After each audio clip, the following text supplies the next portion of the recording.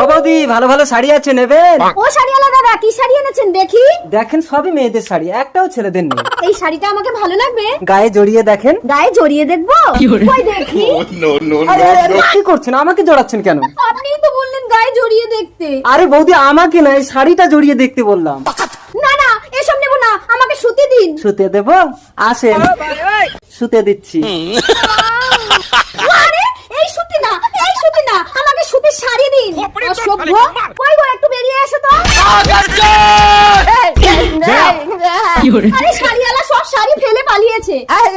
আরে বোবা, ছেলে না মেয়ে সেটা তো শুনে যাও।